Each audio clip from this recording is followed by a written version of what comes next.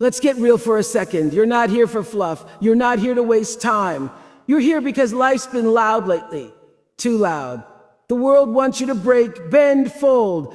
But what if you didn't? What if you became unshakable, right in the middle of the chaos? Keep listening. Not because I said so, but because there's something in you that already knows you're meant to be stronger than this storm. And today, we're not just talking mindset. We're cracking the code to becoming mentally untouchable. Let's get into it. You see, mental strength has nothing to do with pretending you're okay. It's not about faking a smile or acting like life doesn't hurt. It's about standing in the middle of everything trying to break you and refusing to give it your soul. People out here are training their bodies, chasing money, chasing people, chasing status. But you need to train your mind, because when your mind is solid, life can throw its worst, and you won't flinch. Here's the truth. Being mentally strong isn't something you're born with, it's built. Brick by brick, in silence, in suffering, in solitude. In those moments when no one's clapping, no one sees you grinding, that's where the strength is born. Stop begging for peace in places that only bring you pain. That's the first truth nobody wants to hear. It's the kind of truth that changes your entire life once you let it sink in. You keep walking into the same room hoping it'll feel different this time. Same people, same patterns, same emptiness. You call it loyalty. You call it love. But really, it's just fear. Fear of walking away from something you already know, even if it's hurting you. Because the unknown feels scarier than the pain you've gotten used to. But you know what's worse than walking into the unknown? Staying stuck in the same cycle, hoping it will heal you when it's the thing tearing you apart. Mental strength isn't about how much you can carry. It's about knowing what you're not meant to carry anymore. You can't beg for peace in people who thrive in chaos. You can't ask for stillness from places that feed on your confusion. And the thing is, sometimes the most dangerous comfort is the one that's familiar. You've gotten used to being talked down to. You've learned how to tiptoe around someone else's moods. You shrink to fit inside their version of love. You convince yourself that maybe if you're more patient, more forgiving, more silent, they'll change. But the longer you stay, the more you bleed. And what hurts even more is knowing deep down you've been betraying yourself every single time you let it slide. The mind can't be strong if it's constantly being dragged back into survival mode. You need room to breathe. You need peace that doesn't come with conditions. And sometimes that means walking away without a dramatic exit. Just choosing yourself quietly, steadily. Not to prove a point, but because you're finally tired of pretending the fire doesn't burn when it does. There's a kind of strength in detaching. Not coldness, not bitterness, just clarity. You stop explaining yourself. You stop showing up in places that leave you feeling more alone than when you walked in. And no, it won't be easy. There's grief in letting go, even of what hurt you. But that grief is cleansing. It's the kind of pain that leads somewhere. Unlike the dead-end pain that comes from staying where your spirit's not safe. People will tell you you're too sensitive, too dramatic, too much. That's just their way of trying to keep you small enough to handle. But you're not meant to live in fragments. You're meant to be whole. And you can't be whole in environments that only feed off your brokenness. It takes strength to say, this isn't for me anymore. Not because you think you're better than anyone, but because you finally remember that your peace matters too. You get one mind, one soul, one body. You don't owe anyone access to it just because they've known you a long time or because they once loved you right. Let go of the idea that peace will magically appear in places that have only shown you war.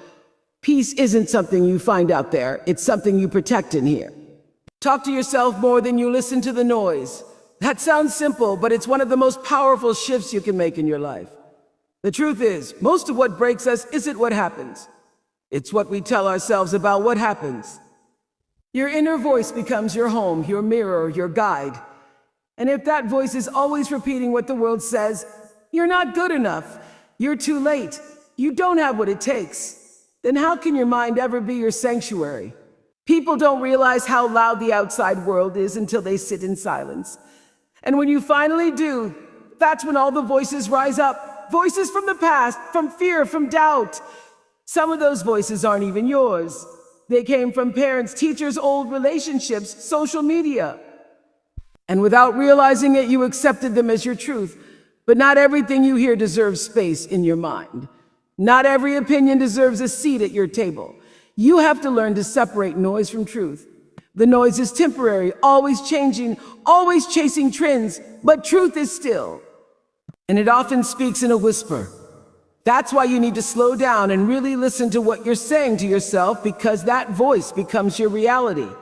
It shapes how you see the world, how you treat yourself, how you move forward. Most people spend their days reacting. They take in comments, criticism, comparisons, and they let all of it define them. But someone else's opinion of you is not your identity. You have to create space inside your mind that belongs to you. A space where you can speak with honesty, gentleness, and strength. Where you remind yourself of what you've survived. Where you don't just wait for someone else to validate you, you validate you. That doesn't mean lying to yourself or repeating fake affirmations you don't believe.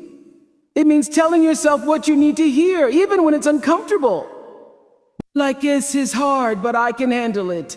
Or, I've made mistakes, but I'm not my mistakes. It means being honest enough to say, I'm struggling, but strong enough to follow it with, and I won't give up. The mind becomes what you feed it. If you wake up and the first thing you do is scroll through voices telling you what you lack, how you should look, where you should be in life, you're starting your day with noise. And that noise will run your thoughts all day. But if you wake up and speak to yourself first with intention, with compassion, with purpose, you take control back. Mental strength is built in those quiet conversations. Not when you're performing, not when you're trying to be seen, but when it's just you, your breath, and your voice. And you decide in that moment that your words matter more than the noise outside. You decide that your story will not be narrated by people who don't even know your soul. Get comfortable being misunderstood. That's a hard one, but it's necessary if you're serious about becoming mentally strong. The truth is, not everyone is going to get you, and they're not supposed to. You could explain yourself 100 times, say it clearly, speak from the heart, and still, people will twist your words, judge your silence, question your choices.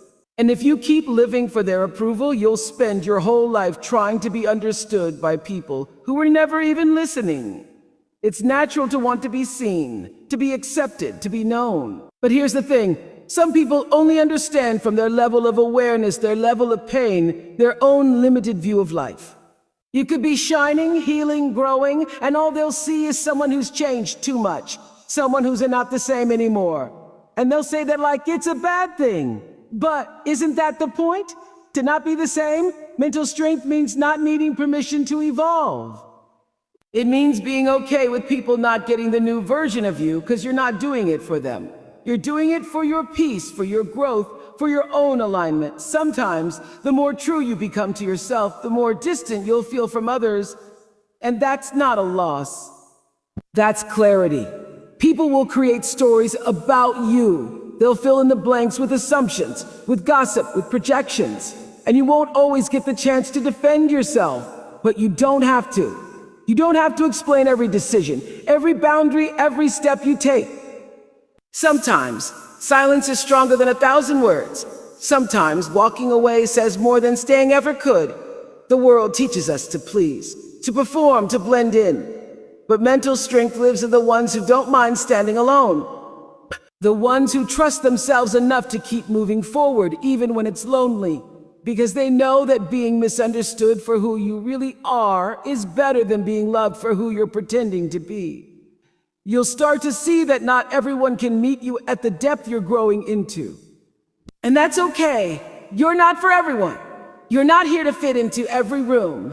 You're here to be real, even if that makes some people uncomfortable.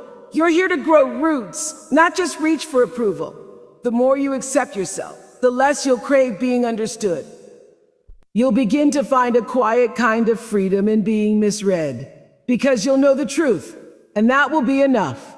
You'll stop needing to correct every lie, respond to every misjudgment, or prove your worth in places where you're only seen in pieces. Let them misunderstand you. Let them talk. Let them guess. You've got work to do. And none of it requires their understanding. Practice emotional discipline, not suppression. There's a big difference, and knowing that difference can completely change how you carry pain, pressure, and the weight of life. Most people think being mentally strong means hiding your feelings, acting like nothing touches you, walking around with a blank face while your world is falling apart. But that's not strength, that's suppression. And suppressed emotions don't disappear. They just sit inside you, quietly building until they explode in ways you don't expect. Emotional discipline is something else. It's the ability to feel deeply without being controlled by those feelings. It's knowing that emotions are real, but they're not always reliable. They can lie to you. They can pull you into past patterns. They can convince you that temporary pain is permanent, or that your bad day defines your entire life. But if you can learn to sit with your emotions without becoming them, that's power. You're allowed to feel angry, sad, confused, overwhelmed. You're human. Mental strength isn't about pretending those feelings don't exist. It's about knowing how to hold space for them without letting them run the show. You give your emotions a voice, not a steering wheel. You say, I see you, I hear you, but you're not driving today. It's easy to let your emotions push you into decisions, to text someone you shouldn't, to quit when you're just tired, not done, to say something you don't mean just because your heart's racing and your mind's on fire. But emotional discipline is what makes you pause in that moment. Take a breath. Create space between the feeling and the reaction. And in that space, you find control. Nobody teaches us this growing up. We learn how to hide feelings, not handle them. We learn to say, I'm fine when we're breaking. We learn to bottle things up and call it maturity. But real maturity is facing what you feel, understanding it, and choosing what to do with it instead of letting it leak out sideways. Strong people cry. They break down, they feel everything, but they know when to step back, when to process in private, when to respond instead of react. They don't numb it, they don't ignore it, they respect their emotions, but they also lead them. And honestly, emotional discipline gives you freedom, because when you're not at the mercy of every emotional wave, you stop drowning in chaos. You stop living on the edge of every mood swing, every trigger, every moment of doubt. You create a stillness inside that can't be shaken by every storm outside. You begin to trust yourself, not because you never feel overwhelmed, but because you know how to handle it when you do. You don't become cold, you become clear. You learn when to speak, when to breathe, when to walk away, and when to stand your ground. Not because your emotions are gone, but because you've learned to hold them with wisdom instead of fear. Let go without needing closure. That one stings a little, doesn't it? Because we're all taught that closure is something we deserve. A final conversation, an apology, a reason why someone walked away, why things didn't work, why it ended the way it did. We wait for that one message, that explanation. That moment where everything makes sense and we can finally say, okay, now I can move on. But life doesn't always give us that moment. Some people leave without warning. Some situations collapse without a proper ending. And the truth is, waiting for closure often becomes another form of staying stuck. Mental strength is when you stop needing closure to heal. You stop holding yourself hostage to someone else's silence.